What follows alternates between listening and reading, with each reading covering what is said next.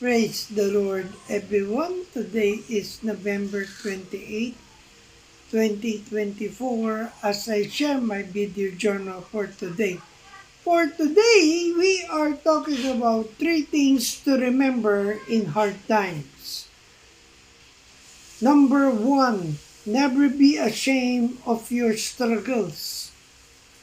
In James chapter 1, verse 2 to 4, for the Bible said, My brethren, count it all joy when ye fall into diverse temptations. Verse 3, knowing this, that the trying of your faith worketh patience.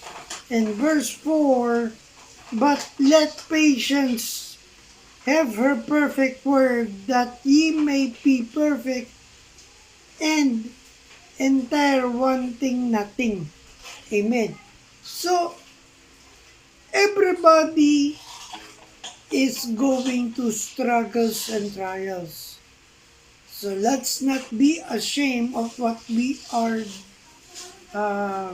having right now, for we will overcome it with the help of the Lord. So, number 2 is every successful person has faced hard times. Amen. If we overcome the hard times, we will be having an overflowing of blessings. If we are persecuted, the next thing is blessings, because we hold on to the word of the Lord. We hold on to His promises. That's why in Philippians chapter 4 verse 13, for the Bible said, I can do all things through Christ which strengthened me. So Christ strengthened us. He gave us strength and hope that we can overcome those trials.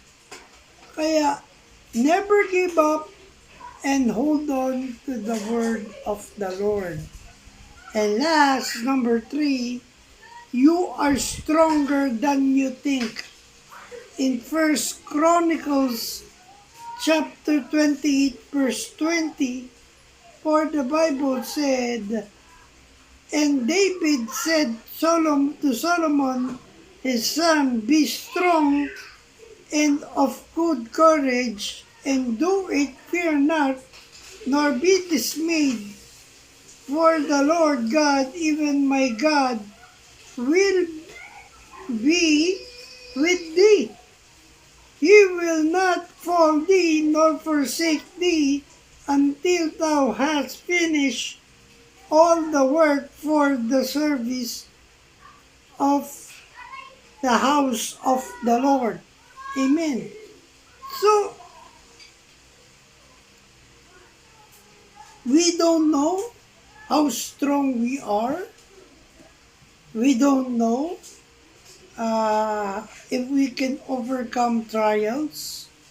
But with the help of the Lord is reminding us that we are stronger when we are with Him. So don't go away with the Lord's hands, because you are being protected. You are being guided. Yeah. Remember these 3 things in hard times. I hope I have inspired you with this video journal of mine. Remember, we are on a mission. Keep the fire burning, for we live to serve God. Stay safe, and God bless everyone. Good morning.